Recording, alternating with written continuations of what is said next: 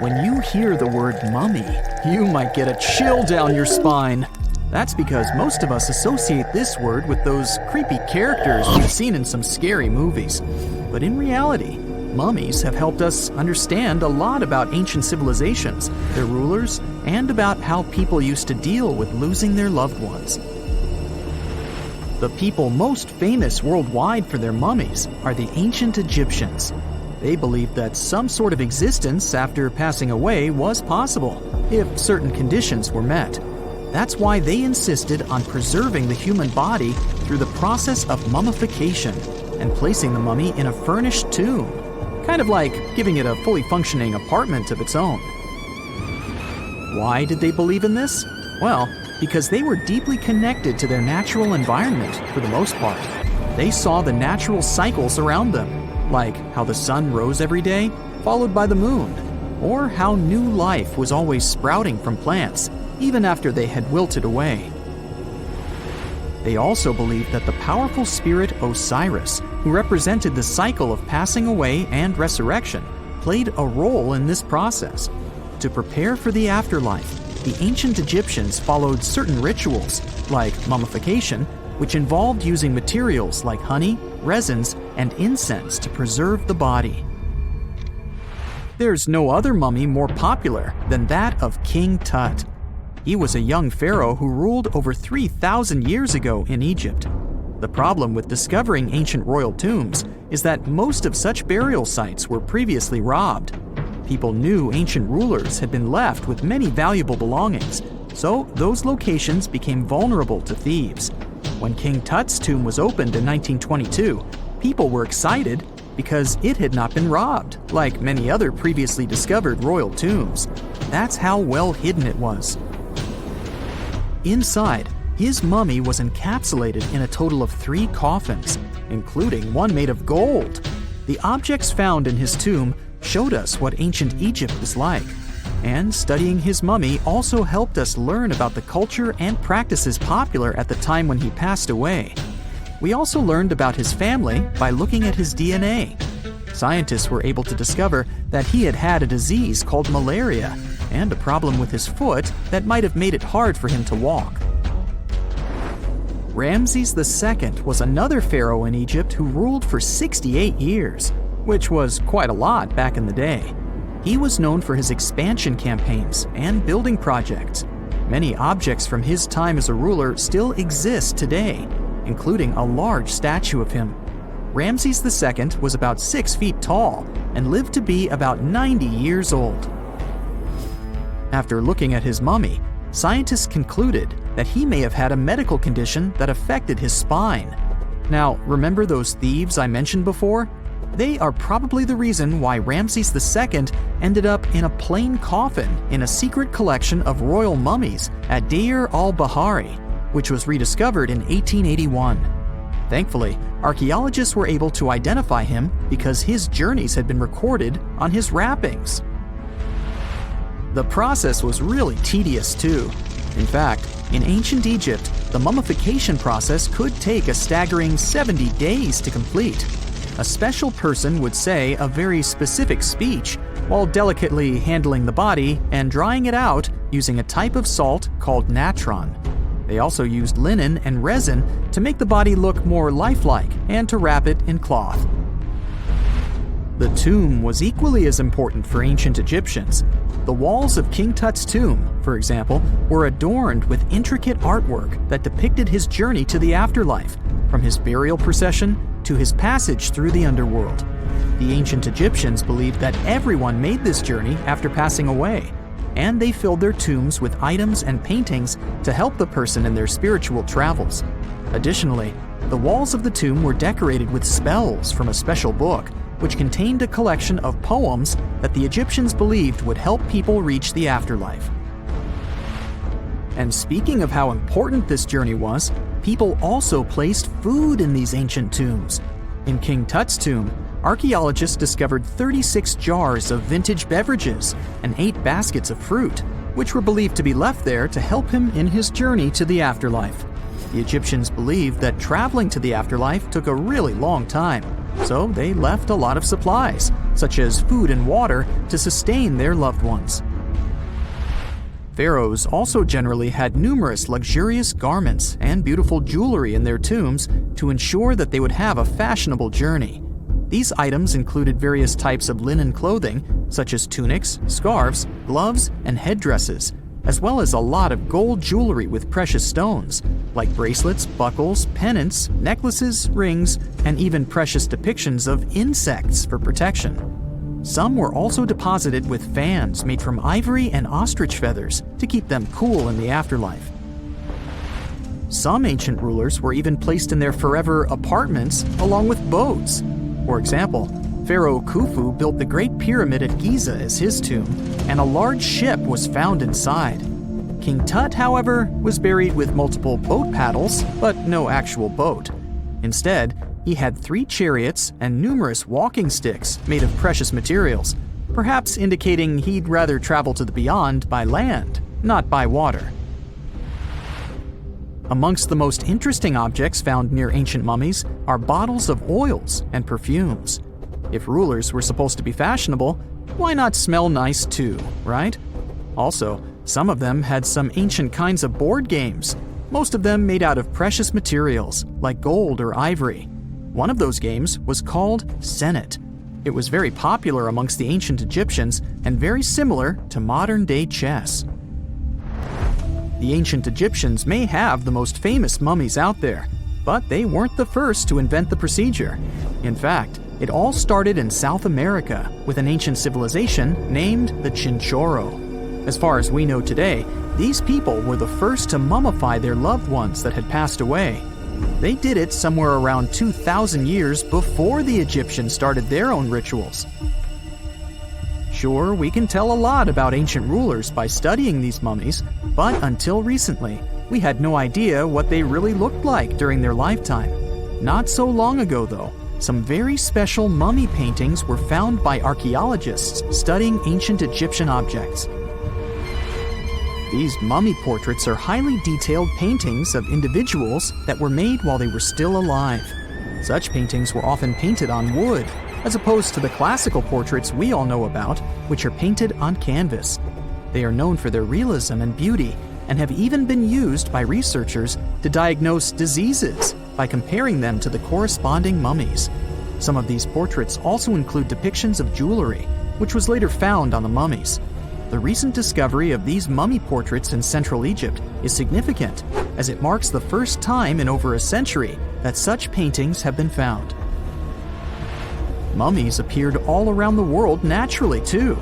Mummification can occur without people intervening because of natural conditions, like extremely cold or hot environments, places with a lack of oxygen, or accidental exposure to chemicals that preserve the body. These conditions don't allow bacteria to grow, resulting in the body remaining more or less intact. Famous Otzi was one of these mummies. We know today he was a man who lived around 5,000 years ago in Europe.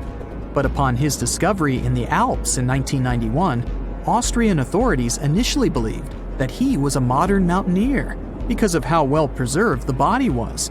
However, after the Iceman was removed from the glacier, it was determined that he was actually from the Copper Age.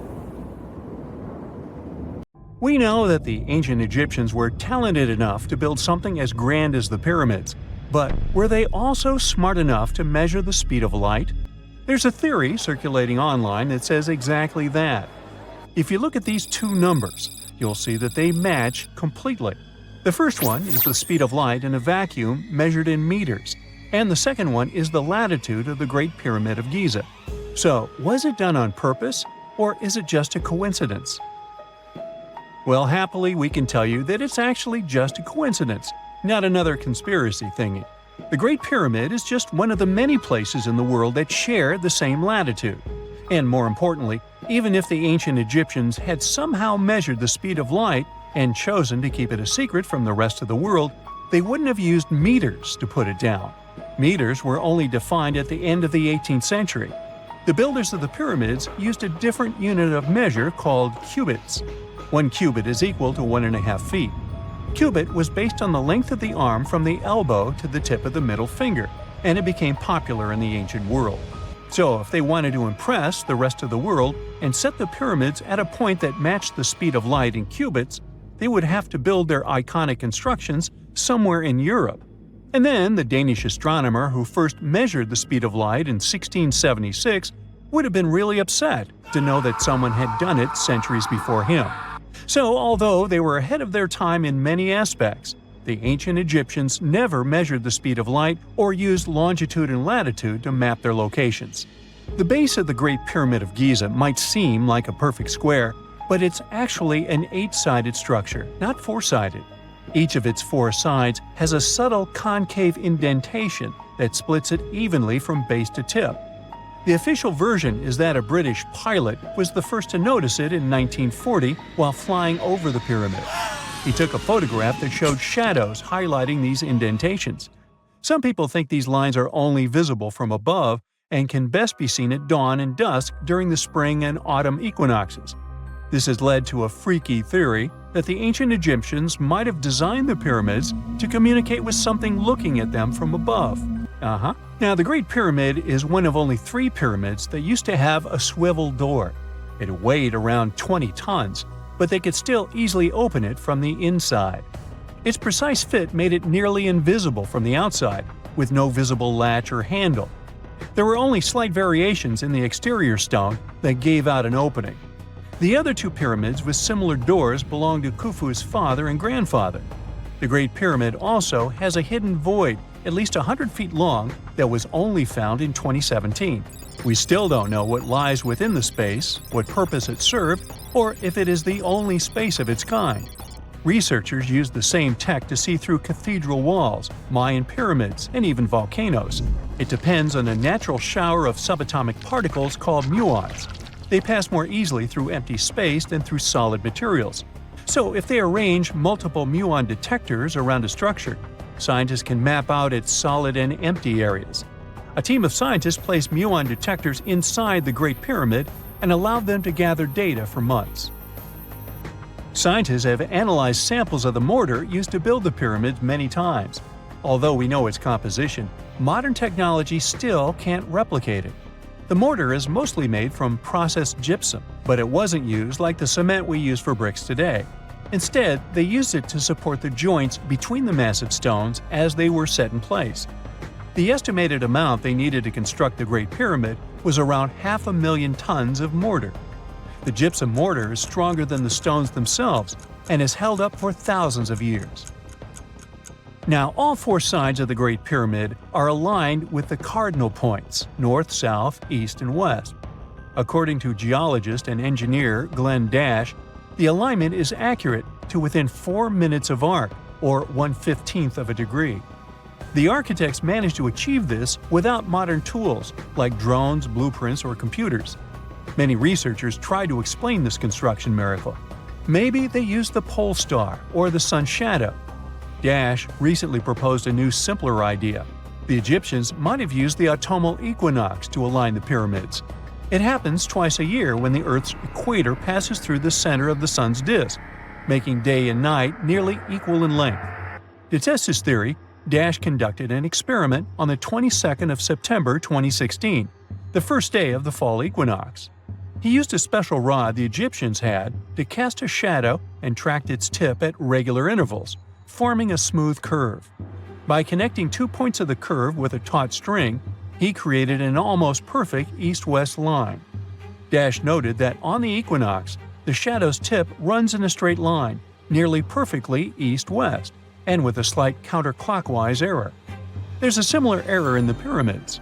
Although his experiment was conducted in Connecticut, Dash believes that the same method would work in Egypt. All the ancient Egyptians needed was a clear, sunny day. They could determine the fall equinox by counting 91 days from the summer solstice. But they left us few clues, and no engineering documents or architectural plans have been found that explain their methods. So they might have mapped shadows, but it's not definite. Now, scientists have long wondered how heavy stone blocks were carried to the pyramid sites, and they might finally have an answer. A research team from the University of North Carolina, Wilmington, has discovered that 31 pyramids are likely to have been built along a long-lost ancient branch of the River Nile. It's now hidden under desert and farmland. For many years, archaeologists have thought that ancient Egyptians must have used a nearby waterway to transport materials, equipment, people, and whatever else they needed to build the pyramids on the river. But up until now, they weren't certain of the location, shape, size, or proximity of this waterway to the site of the pyramids. The group of researchers used radar satellite imagery, historical maps, geophysical surveys, and sediment coring to map the river branch. They believe it was buried by a major drought and sandstorms thousands of years ago. The team managed to go below the sand surface and get images of some hidden features thanks to radar technology. They found hidden rivers and ancient structures running at the foothills of where most of the ancient Egyptian pyramids lie. The discovery of this extinct river branch helps explain the high pyramid density between Giza and Lisht, in what is now an inhospitable area of the Sahara Desert. Now, Egypt isn't the only country with the most pyramids in the world. The champion's title here goes to its southern neighbor, Sudan. It has between 200 and 255 pyramids, compared to Egypt's measly 138. They were built by members of the Kingdom of Kush, an ancient civilization that ruled the lands along the Nile River many years ago. They started erecting pyramids around 500 years after the Egyptians had stopped doing it. Their pyramids are much smaller than the Egyptian ones, but were built for the same purposes. Archaeologists are still working to find out how the pyramids in the Sudan were built, how long it took to complete them, and what happened to their society. It's 1898, and you're taking part in excavations in Saqqara. This place, not far away from Cairo, is full of ancient tombs and pyramids. You're in your Indiana Jones mood and hope to find something really phenomenal to become famous. Gold, manuscripts, treasure maps, mummies of famous pharaohs. Wait, a wooden bird? You're really disappointed as it looks like a regular toy. An old one, but still. Little do you know that years later, someone would propose that your bird was actually an ancient monoplane. So the artifact, nicknamed the Saqqara bird, is made of a sycamore tree. The birdie has a wingspan of just 7 inches and weighs around 40 grams. A perfect original souvenir from Egypt, I would say. It's over 2,000 years old and looks pretty plain, without any carvings of feathers or other intricate ornaments. It has a beak and eyes though, which makes our find look like a hawk, the emblem of the deity Horus. Its tail is rather unusual as it's squared, looks weirdly upright, and it seems like the sunken part of it was the place for a now missing piece. Humans love solving a good mystery, so there have been several attempts to explain the use of the birdie. First, quite simply, is that it was a ceremonial object. The second idea is that it was a toy for a child from some well-off family. It could have been some sort of boomerang, which was a popular concept in ancient Egypt. Then there was a theory that the bird had been used as a weather vane. But this one has been debunked as the figure doesn't have any holes or markings, except for the one made at the museum in Cairo to fix the exhibit on a stick. So there was no way to hang it in the past. Almost a century after the bird was found, Egyptologist Dr. Khalil Masiha proposed a new theory that it could have been a model of a monoplane. He believed the bird was missing a horizontal tailplane. Otherwise, it had its wings set at a right angle, similar to that of modern planes. It could have worked to generate the aerodynamic lift necessary for flights. Dr. Masiha also claimed that it was common at that time to place miniature models of technological inventions in tombs. So, did the ancient Egyptians really invent the plane in 200 BCE? That would make the Wright brothers, who are considered the inventors of aviation, really upset. They made one of their first flights only in 1903. There's just one way to know for sure, and that is to test the model. But you know, the ancient museum in Cairo would unlikely let one of their cherished exhibits fly around like a toy. That's why glider designer Martin Gregory built a similar model, this time of balsa wood, and concluded that even with the missing tailplane, the plane wasn't much of a flyer. Case solved? Not really.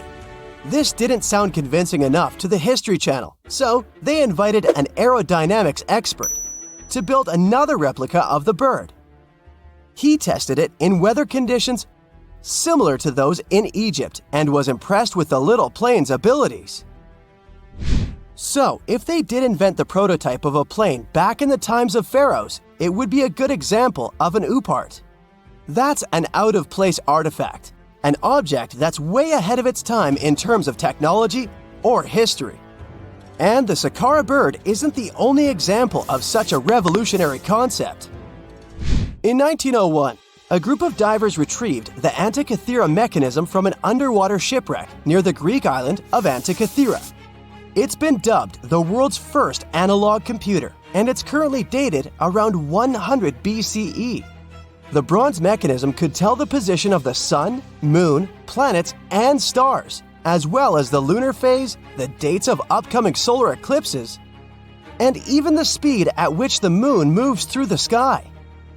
No one's sure who used it and how or where it was made. But it's obvious that it's extremely precise and way too advanced for its time. The first flushing toilets in the world were invented in the middle of the 20th century. Just kidding. The ancient Minoans on the Mediterranean island of Crete and the Indus Valley civilization both came up with this brilliant invention at the same time, around 4,000 years ago. The plumbing and sanitation were so well done that no one managed to design anything better until 2,000 years later. One ancient Minoan lavatory was discovered at the Palace of Knossos. It looks like it had a wooden seat set over a tunnel that directed water from a rooftop reservoir to an underground sewer. Other varieties got water from jugs. Only the super rich people could afford all this glory. So if you wanted to shop for real estate back then, the flushing toilet would be a telltale sign you were in the rich neighborhood. Automated doors became a cool, seemingly new invention back in 1931. But the technology behind them is actually much older. Think the 1st century CE old. Mathematician and engineer Heron of Alexandria came up with a hydraulic system to open and close temple doors. To bring it into action, you need to light a fire to produce heat. There was a brass pot under the fire, half filled with water. The inventor connected the brass pot to containers that acted as weights. When the fire was burning, the water moved into the containers. They went down and pulled the ropes. It was nothing like a supermarket door that opens in front of you before you even have time to think. Heron's door took hours to open, and there was no way to stop the process. That's why they only opened the doors once a day before people entered the temple, to add some mysticism at the temple during ceremonies. Spooky. Looks like the first ever battery was invented in Baghdad around 2,000 years ago. A German archaeologist found this oval-shaped clay jar in 1938.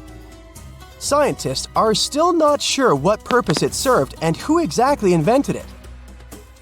There is a theory that it was used for electroplating objects with precious metals.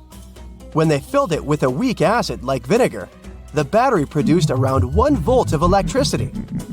Another theory says it was a vessel for sacred scrolls. Would you like to buy contact lenses designed by Leonardo da Vinci himself? In 1508, he invented a glass lens with a funnel on one side. You were supposed to wear it with water inside to improve your vision. Sounds a bit uncomfortable, doesn't it? So, around a century later, French scientist René Descartes decided to improve the idea and make the cornea contact the future lenses. Contacts because they contact your eyes, get it? The glass tube with liquid did help improve vision, but blinking was sadly impossible. 2.5 centuries later, new technologies in the glass industry let scientists design contacts that would fit in the eye and even let the wearer blink. Thanks, guys! Still, those lenses were made of heavy blown glass and didn't let the eye breathe. About 50 years later, contacts became plastic, lightweight, unbreakable, and scratch-resistant, but still covering the entire eye. And then, in 1948, an English optical technician accidentally sanded down a plastic lens and figured out they'd still be in place even if they covered only the cornea. Imagine you're living in 19th century London and need to send a message to New York. It would have taken about 10 days to get there by ship. So when delivery time went from days to hours in 1858, it was a true sensation. The first message was sent by Queen Victoria herself. It was all made possible thanks to the transatlantic telegraph cable, running under the ocean. Sadly, the new cool invention only lasted a few weeks. It took years to bring it back to life. Miles and miles of yellow sand, treeless mountain ridges, and scorching hot sun over your head. And suddenly, something you'd never expect to come across in a barren desert. A small group of overexcited people. They're as happy as you would be if you'd won a lottery. They've just found an ancient tomb, once flooded with its walls in bad shape. But the stuff they discovered inside proves that this is the burial site of one of Egypt's most mysterious pharaohs. Historians have been hunting for his tomb for years, but no one expected it to hide ancient treasures. Fast forward. After careful examination of the site, Egyptian officials have announced the discovery of the tomb of King Thutmose II. It's the last missing tomb from Egypt's 18th dynasty. And this is also the first royal tomb found since King Tutankhamun's was discovered in 1922, in more than 100 years. A team of Egyptian and British archaeologists found the tomb in the Theban Mountains area, west of Luxor, near the famous Valley of the Kings. Before this, the site was only known as Tomb C4, but during their excavation, the team found clear evidence proving it belonged to King Thutmose II. Archaeologists actually found the entrance and main tunnel leading to the tomb in 2022. But at first, they thought it belonged to a queen because it was near the graves of Thutmose III's wives. It was also close to Queen Hatshepsut's tomb. Originally, it was prepared for her when she was just a royal wife. But everything changed when she became pharaoh. But we'll talk about this twist of fate a little later. But soon they realized that their discovery was much more significant. They found alabaster jars with Thutmose II's name and the words "deceased king" written on them. That's when they realized that the tomb was actually his final resting place. Sadly, Thutmose II's tomb has seen better days. According to the head of Egypt's antiquities sector and the leader of the Egyptian excavation team, the tomb suffered major damage from ancient floods not long after the pharaoh's death. Water swept through the burial chamber, likely destroying or displacing many of the original artifacts. Much of what had been once inside the tomb was moved elsewhere in an attempt to salvage it. The researchers found out that the tomb had a basic design, with an entrance, a sloping main corridor, and a burial chamber. The corridor was coated in white plaster and rose about 4.5 feet above the floor of the burial chamber. A large staircase and a very large descending corridor of the tomb indicated its grandeur. It took the team a long time to navigate through, though, as the tomb was blocked by flood debris and collapsed ceilings. Only after crawling through a 32-foot passageway with a small 16-inch gap at the top, the worst nightmare for those of us with claustrophobia, were they able to reach the burial chamber. There, they were in for another surprise. They cleared the debris, expecting to find the crushed remains of a burial beneath. But the tomb turned out to be completely empty, and it was not due to robbery. It had been deliberately emptied. The researchers soon realized that the tomb had been flooded since it had been built underneath a waterfall. It happened just a few years after the king's burial, so the contents of the tomb were moved to another location. That's why there was a second corridor in the tomb. It was most likely made to help remove King Thutmose II's body from his flooded tomb. Despite the damage, the excavation team made some really exciting discoveries. They found traces of mortar decorated with blue inscriptions, yellow stars, and fragments from the Book of Amduat, one of the most significant funerary texts in ancient Egypt. The book was meant to guide the deceased through the underworld, ensuring a safe journey to the afterlife. Now, how about we sneak a peek at ancient Egypt's 18th dynasty? It was all about conquering lands, expanding the empire, and building jaw-dropping monuments. Some of the biggest names from that era, Thutmose I and Thutmose III, both legendary warrior kings who left their mark in history. Thutmose I was a fierce fighter who led major military campaigns, pushing Egypt's border further south than ever before, all the way to the fourth cataract of the Nile. His victories gave Egypt access to new trade routes, stronger political ties, and more wealth. His conquests were so significant that they were recorded in the tombs of his top officials. Thutmose III, sometimes called Thutmose the Great, took things even further. He was not only an incredible military strategist, but also the commander of Pharaoh Hatshepsut's armies before becoming king himself. He led between 17 and 20 military campaigns, winning every single one and expanding Egypt's empire to its peak. He even created the world's first navy. Thutmose III is often remembered as Egypt's greatest warrior pharaoh. And sandwiched between these two powerhouses was Thutmose II, a pharaoh who doesn't get nearly as much attention. Hey, the middle child, right? His reign lasted only about 5 years before he passed away at around age 30 in 1479 BCE. He is kind of a mystery. No one really knows what he accomplished. For the longest time, even the location of his burial site was totally unknown. His body was actually found in the 19th century. It was just lying around in the mortuary temple of Deir el-Bahari, in a secret chamber where priests used to hide royal mummies centuries after their original tombs were looted by grave robbers. In other words, Thutmose II's body must have been moved from his original resting place at some point in history to protect it. During his lifetime, Thutmose II made at least one major impact on Egyptian history. He married his half-sister Hatshepsut. That might not sound like a big deal, but it helped her become Egypt's greatest female pharaoh after he passed. The catch? She kept her stepson, Thutmose III, off the throne for decades. When he finally took power, he erased her name from history out of spite. And still, Hatshepsut is one of Egypt's greatest pharaohs, no matter if you're talking about a man or a woman. She brought a lot of wealth and art to Egypt. She led a big trading trip to a place called Punt, where she brought back things like gold, ebony, and incense. She also made sure her name lasted by building amazing structures that we can still see today. At Karnak, she added huge obelisks. One of them is still standing tall. She also was the one to build the Temple of Deir el-Bahari with its countless columns. She was buried there. Interestingly, Hatshepsut was often shown in art as a man with muscles and a beard, like how pharaohs were usually depicted. But she made sure there was always something in the artwork that reminded people she was a woman, like calling herself Daughter of Re or His Majesty herself. When she passed away in 1458 BCE, Egypt wouldn't have a female ruler as powerful as her until Cleopatra, about 1400 years later.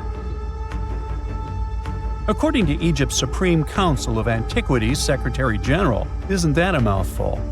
Hatshepsut's name actually appears in Thutmose II's tomb, meaning she might have even handled his burial. As for their final resting places, well, Hatshepsut was buried in the Valley of the Kings, and Thutmose II's mummy is now in the National Museum of Egyptian Civilization, alongside other ancient Egyptian rulers. It gives visitors a rare chance to see the remains of a nearly forgotten pharaoh. Now, experts consider the discovery of his tomb to be one of the most significant in recent years. The artifacts found there add important details to our understanding of the history of the region and Thutmose II's rule. And even though the tomb's design is fairly simple and follows the same architectural style preferred by later Egyptian rulers, its historical importance is undeniable.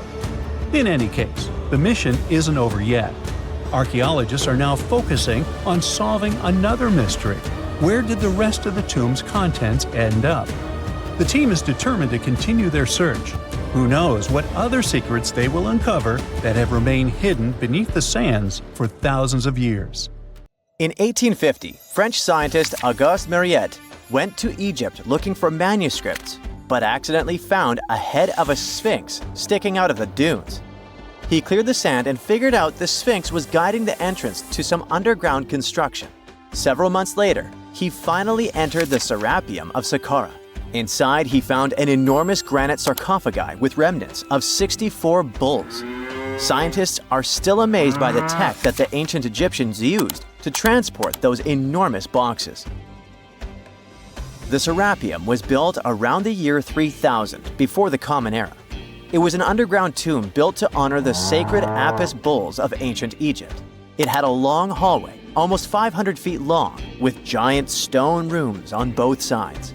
Some of the sarcophagi weighed as much as 50 average cars, and all of them were made with super precision with exact 90-degree angles. These sarcophagi were beautifully decorated with hieroglyphs and carvings that told stories about the lives and importance of the Apis bulls. Now, there are 24 sarcophagi left. In ancient Egypt, Apis bulls were very special animals connected to the deity Ptah. They thought the bulls carried Ptah's spirit and wisdom, helped the pharaoh, and protected the Egyptians. Priests looked for special markings on young bulls to find Apis bulls. It could be a white triangle on its forehead, which symbolized divine light, a shape on its back like a vulture's wing, and a scarab shape under its tongue, which stood for rebirth. If a bull had these signs, they believed it was chosen by Ptah and treated it like royalty. The chosen bulls lived in a special temple in Memphis, the city where they worshipped Ptah. They received the best care and offerings from visitors who wanted their blessings. When an Apis bull passed away, it was treated with great honor and mummified. When Mariette entered the Serapeum, he noticed traces of rollers on the gallery's floor and found 2 wooden horizontal winches. Each had 8 levers. Later, other explorers saw double rails. The burial chambers were lower than the hallway floor. To get the boxes into place, workers filled the chambers with sand so the sarcophagi could be rolled in straight. Then they slowly removed the sand to gently lower the boxes into perfectly cut spaces in the bedrock. A carved stone sign found in the Serapeum said it took 28 days to move just one sarcophagus and its lid into its spot during the time of Ptolemy II. The extreme precision of the sarcophagi with 90-degree angles also has an explanation. Ancient Egyptians wrote texts, or rather, papyrus, on geometry a long time ago. It shows that they knew the approximate number pi and could calculate the volume of a pyramid with its top cut off. If they could figure out complicated math like that back then, it makes sense that they could also carve perfectly flat surfaces 500 years later. All this sounds pretty legit, but some people think certain things don't add up here. The size of boxes is way larger than the size of bulls, yet they buried pharaohs in tiny coffins that barely fit their bodies. The sarcophagi are made out of granite with crazy precision, and they could have just used limestone, which would have made things way easier. The transportation of the boxes seems pretty simple, but only in theory. If one person could pull about 440 pounds, then at least 250 people would be needed to pull just one box. The tunnels in the Serapeum are really narrow, only about 2 feet wider than the boxes themselves. There's no way hundreds of people could have squeezed into those tight spaces to pull the boxes. And even if they did, how would they turn the box in the cramped corridor, lower it into its niche, and place it perfectly in the middle? Somehow they did this 24 times, and every box is centered perfectly. Plus, the chambers were dusty, and there were no signs of soot from lamps. This means they must have worked in almost complete darkness. The real use of the boxes could also be different. A long time ago, even before the Egyptian pharaohs ruled, the local people already knew how to use fermentation. It happens when tiny organisms called yeast eat certain ingredients like starch and turn them into gas and ethanol. So someone in ancient Egypt probably put food like barley, bread, and even meat inside a giant stone box, then closed it tight with a heavy lid. These stone boxes, carved from granite, were so precisely made that they were almost completely sealed, so nothing could escape from it. As the yeast inside the box started working, it created more and more CO2 gas. It built up pressure inside the box. The granite boxes were incredibly strong. They could handle more pressure than a car tire can hold. When granite was squeezed under such pressure, its crystals produced a tiny electric charge. This effect was possible because granite contains quartz, a material that reacts to pressure this way. The process also needed meat or animal parts, possibly to help the yeast grow better. Meat contains something called oleic acid, which yeast needs to keep growing and to survive the bad effects of the ethanol it produces. As the pressure inside the box kept growing, the combination of gases and electricity made these boxes not just ancient fridges, but powerful energy systems. Over time, the pressure inside got so strong that it could push the lid open and the gas would escape with a pop.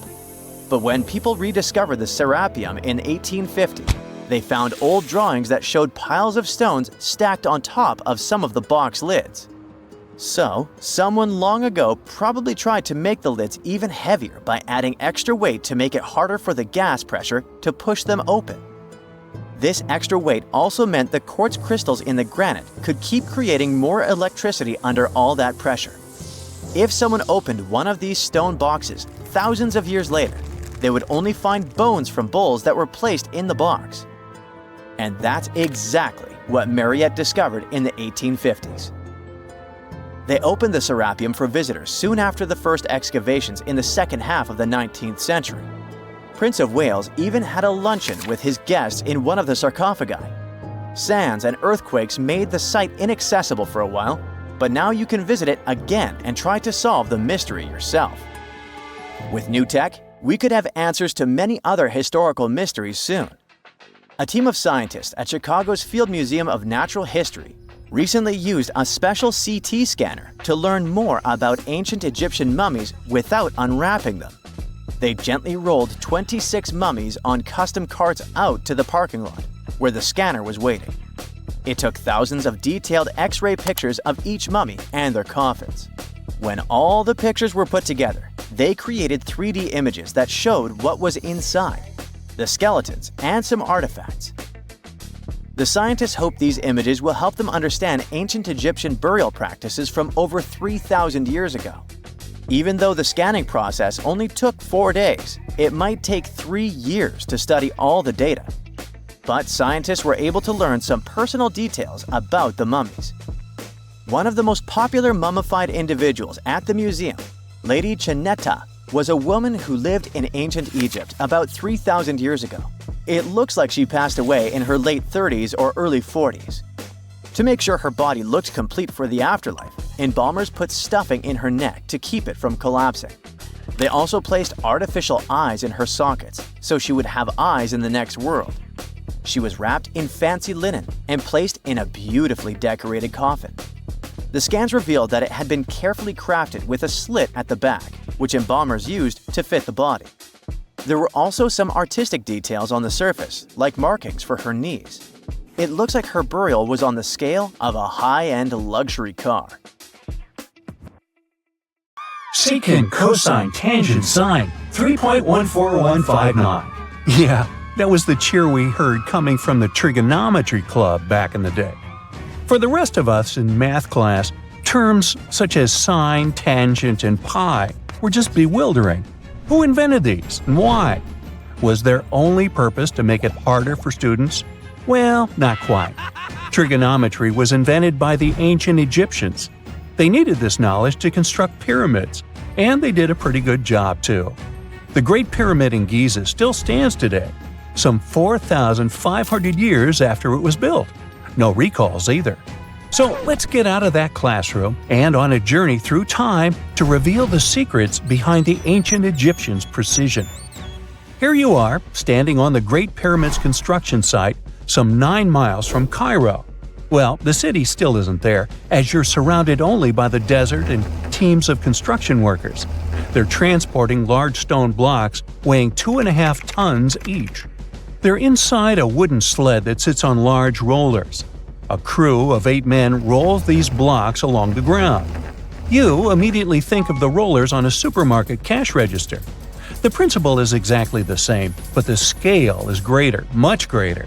Scientists estimate that the Egyptians used 2.3 million such blocks in the Great Pyramid alone. And the block in front of you is one of the lighter ones. The heaviest of them weighed up to 15 tons. But where did all these blocks come from? Most of them originated from quarries around Giza. It's not that impressive, you think, but wait until you hear how ancient engineers transported the granite used in construction over 500 miles to the pyramid. There were no railways or highways back then, but the mighty Nile was always there. Researchers even believe that the Egyptians dug a canal to connect the Nile directly to the pyramid's construction site. All they had to do then was to wait for the flood season to begin, and voila! The rising water levels floated the heavy stone blocks for them. But how did they lift the enormous stones on dry land to stack them up to the top? Did they use oversized cranes? Well, ancient Egyptians worked around this problem, literally speaking.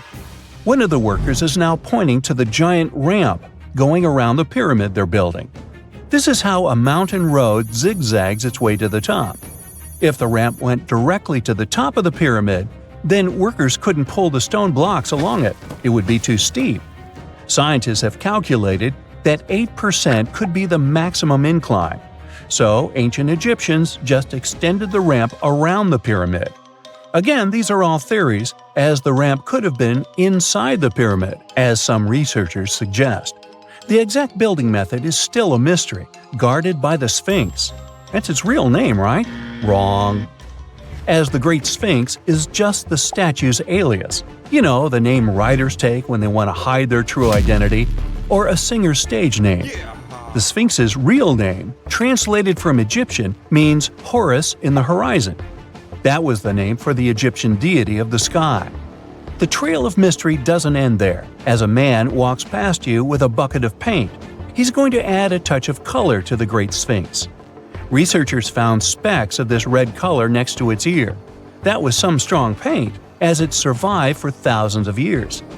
You are now standing straight in front of the Sphinx. You look up. It's very tall, right? 66 feet to be precise. Now resist the urge to take a selfie. You can do it. Now you notice something else. It looks like the Sphinx is in the center of a giant triangle in the back. That's one side of the Great Pyramid. And no, your eyes are not playing tricks on you. The Sphinx really does sit in the center of the pyramid's lateral face. Here's where math comes in handy. A pyramid has 4 sides, called lateral faces.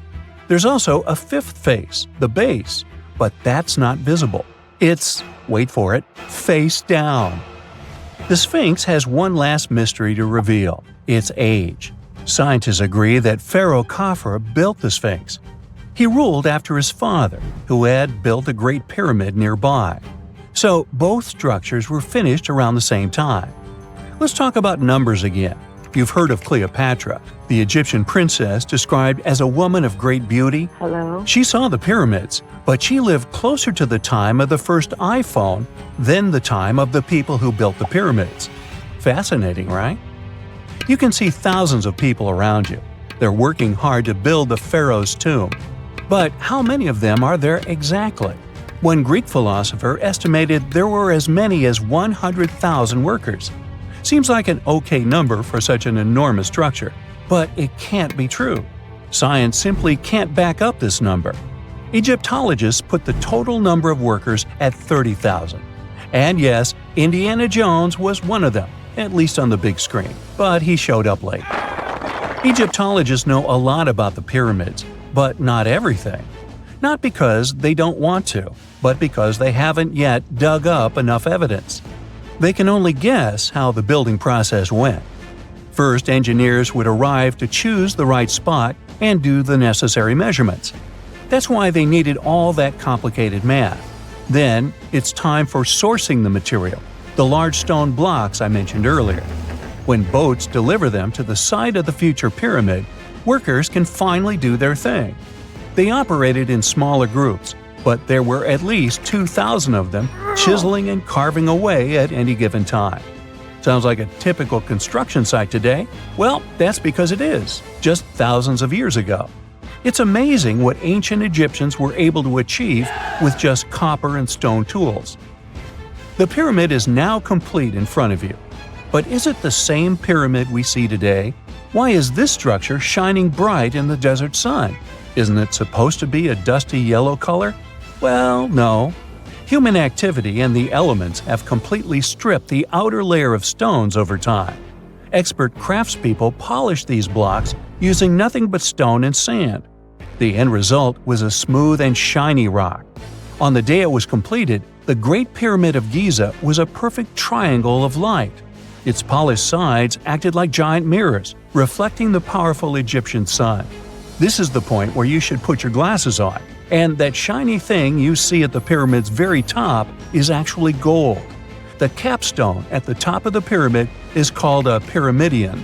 It was covered in sheets of gold. As you can guess, these were the first stones to disappear. Let's make another stop before we get you back to your classroom. We travel to the British Isles, and no, Stonehenge isn't our destination. It is Newgrange in County Meath. Scientists estimate that the ancient peoples of Ireland built this stone monument around the year 3200 BCE.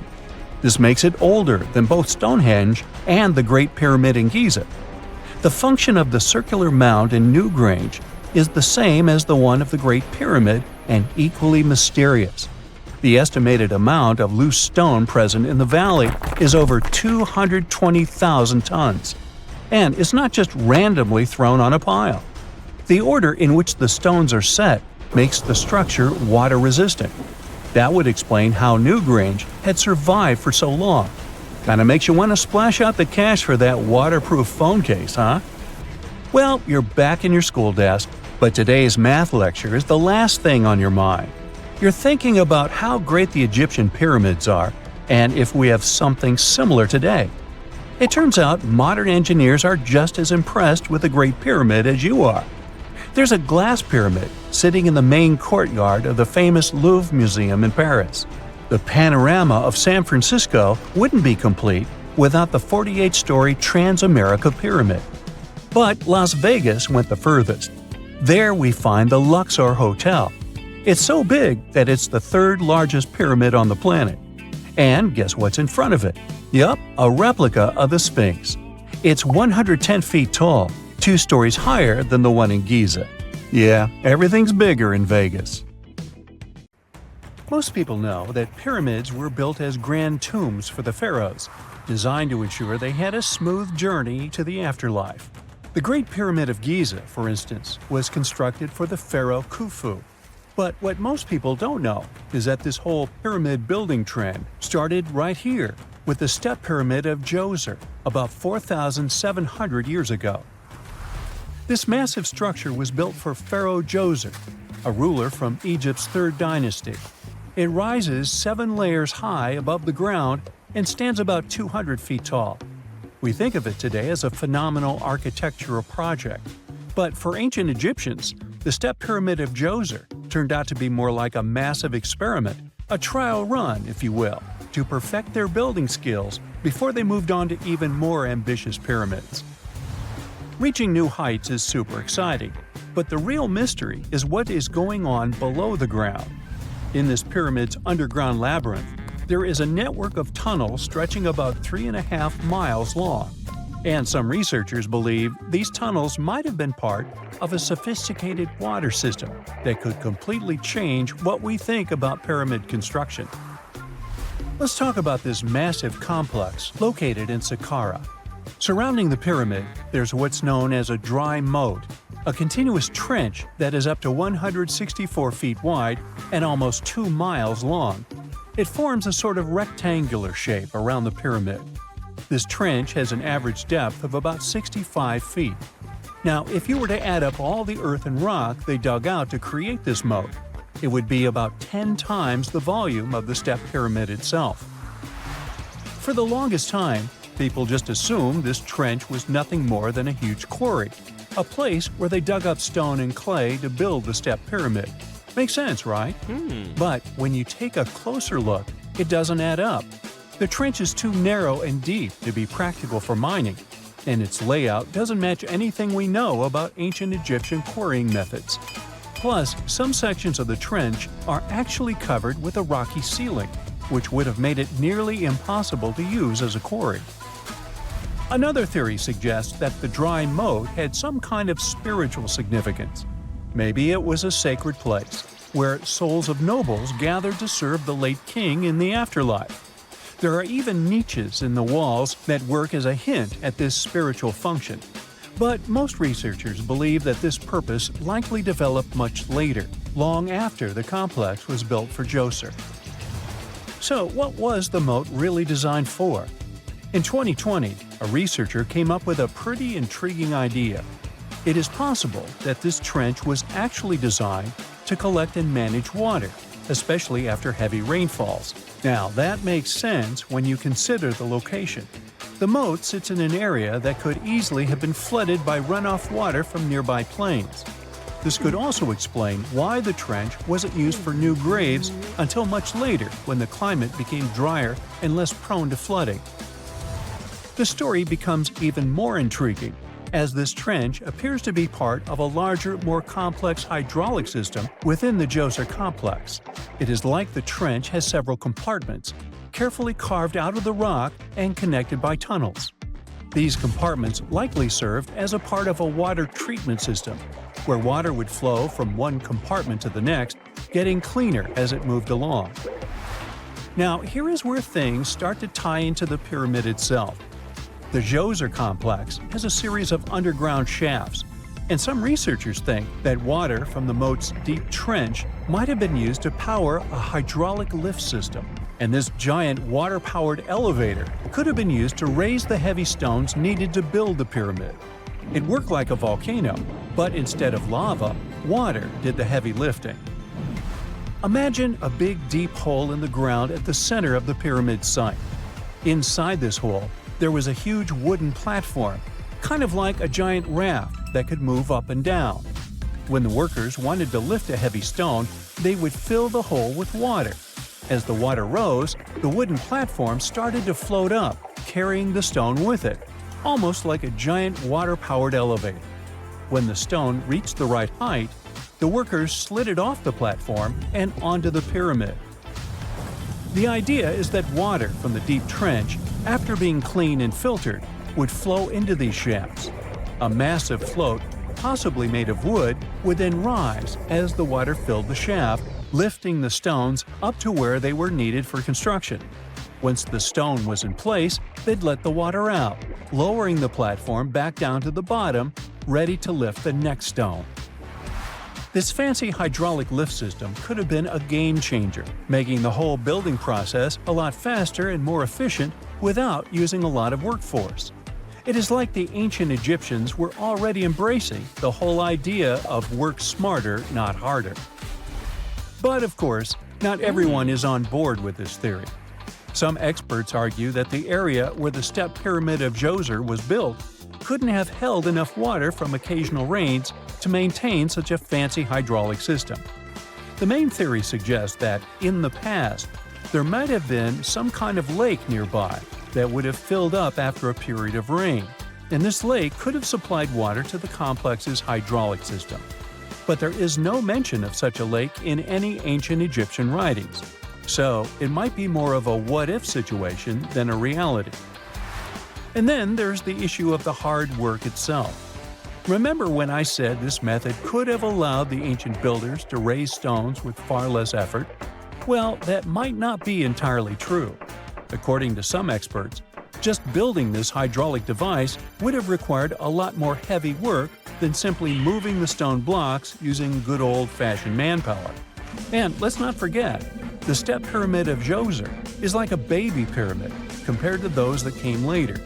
The stones used for Djoser's pyramid weighed, on average, about 660 pounds each, which is nothing compared to the more than 2.5-ton blocks used later for the pyramid of Chephren.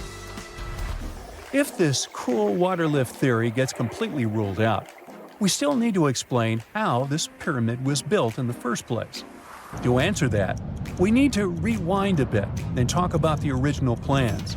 See, before Djoser's tomb became a pyramid, the idea was to construct a simple mastaba. This type of tomb was pretty common in earlier periods, a flat-roofed, rectangular structure with sloping sides. But after the original mastaba was finished, they decided to expand it a bit by adding more layers on top. And then they added even more layers, until the construction reached 6 distinctive steps, each one smaller than the previous. And they probably did all this by raising those heavy stones using ramps, not a water-powered elevator. There is still so much we don't know about the step pyramid of Djoser. More research is definitely needed to fully understand how this system worked, or if it even existed at all. But the idea of using water to help build the pyramid adds a whole new layer to our understanding of ancient Egyptian engineering.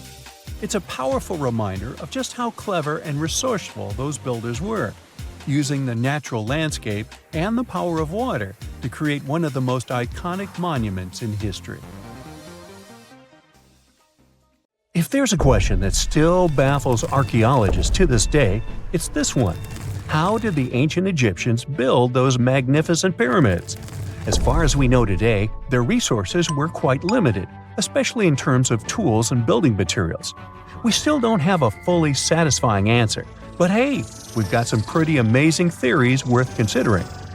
The leading contender among these theories involves the clever Egyptians employing a sneaky strategy. Now picture this. They constructed a slanted and curving mound made of bricks, earth, and sand encircling the pyramid to be. As the pyramid grew taller and taller, they simply increased the height and length of this wacky structure. It's like they were playing an ancient game of Jenga. Now, how did they get those massive stone blocks up there? Well, according to the legendary ancient Greek historian Herodotus, they used sleds, rollers, and levers. It sounds like they turned construction into a supersized game of tug-of-war. And guess what?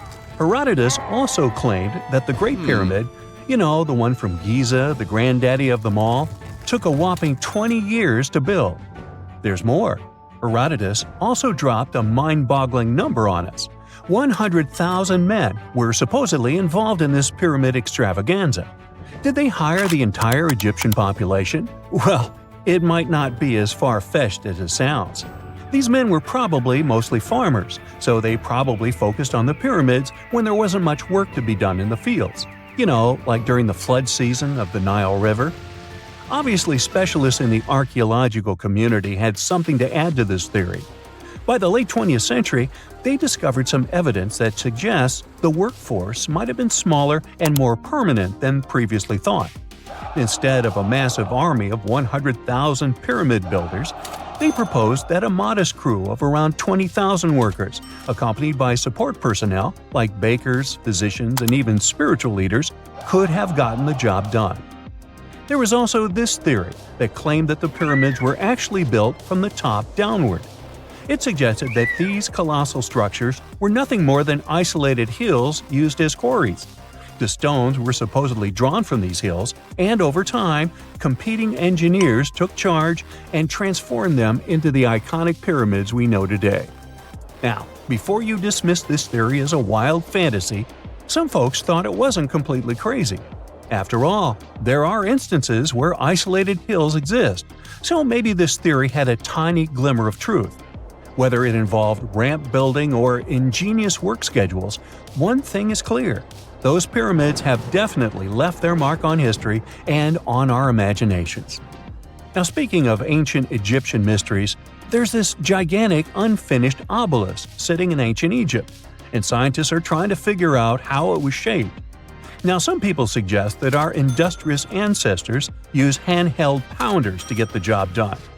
One expert has a different take on the matter, though. He argues that if we take a closer look at the pattern left behind by the shaping tool, we'll notice something peculiar. The walls of the trenches surrounding the obelisk display a neat and even pattern, which is pretty unlikely if they were pounded away by mere mortal hands. According to this expert, Those horizontal striations are usually the result of a tool that takes breaks while removing material, leaving its mark on the surface. But wait, there's more. Imagine the tool being rocked back and forth against the trench walls, clearing away the waste to keep the trench from narrowing. Well, in that case, the tool might have left some funky horizontal striations where it was pressed against the sidewall. This sounds like some fancy technology at play, don't you think? And guess what? The dynastic Egyptians probably didn't have access to that kind of know-how. Another famous Egyptologist from way back also uncovered a bunch of core drills during his adventures. Although the actual drill bits are missing, his collection houses these particular core remnants made of limestone, alabaster, and even granite. These constructions aren't the only amazing thing the ancient Egyptians left behind, though. As it turns out, the Egyptians were the genius minds behind the creation of the handheld mirror. Yeah, that little mirror you use every day to check yourself out. But here's the twist. These mirrors are like pieces of art. They were decorated with inscriptions and figures. But that's not all. The Egyptians had a serious concern with their appearance. They knew the importance of personal hygiene and looking fabulous. So, in their quest for pearly whites, they invented toothbrushes and toothpaste. Dental problems were pretty common back then, and their smiles weren't exactly all white. Dentistry wasn't their strongest suit, you see. Maybe their minds were distracted by all that pyramid building. So that doesn't mean those ancient toothpaste recipes weren't amazing. One delightful concoction included rock salt, mint, dried iris petals, and pepper. Some brave dentists in the 21st century tried it out, and it worked pretty well. Ground-up ash was also used in another recipe to create a tooth cleansing paste. Mint was missing, so that didn't do much for their breath. That's when the genius Egyptians came up with the world's first breath mints. They made tablets from heated spices like cinnamon, and they mixed it with honey. Now, let's shift gears to home decor, Egyptian style. They surely took ornamentation to the next level. While the concept of decorating furniture started in Mesopotamia, the Egyptians cranked it up a notch. They went all out with different colors of ink and even developed various weights of paper. Oh, and let's not forget about those cute little area rugs we all have in our homes today. Guess who came up with the idea? Yep, the Egyptians. They used the versatile papyrus plant to make those cozy rugs. And speaking of trends, the Egyptians loved their knickknacks. They had an assortment of small figurines in the shapes of cats, dogs, and people. These statues were made from various materials, like simple sun-dried mud to the ultimate bling of gold. It all depended on how loaded you were. The Egyptians were also all about farming, and they knew that clean water was crucial for their crops and animals. That's why they came up with some nifty inventions and techniques to make sure their land was fertile and their plants were happy.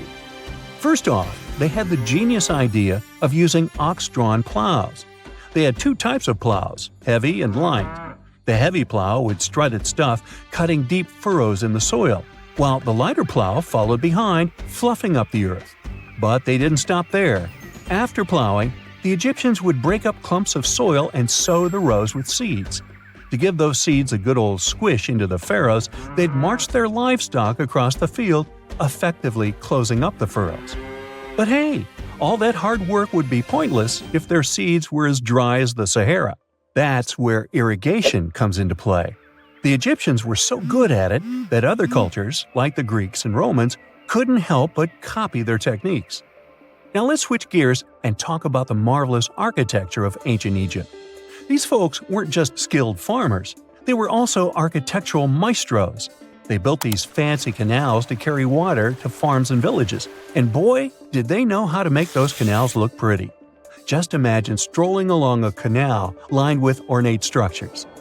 The pharaoh Ramesses the Great was quite the overachiever when it came to construction. One of his mind-blowing creations was the construction located at Abu Simbel. This building was designed so that twice a year, the sun would shine directly into it and illuminate the statues of Ramesses. And let's not forget about the corbelled arch. Without this architectural gem, we'd be missing out on some mind-boggling structures like the Great Pyramid. The Egyptians knew how to make things stand tall and proud, thanks to their engineering and construction wizardry. They built grand halls and inner sanctums that make your jaw drop, and some of these temples doubled as astronomical observatories.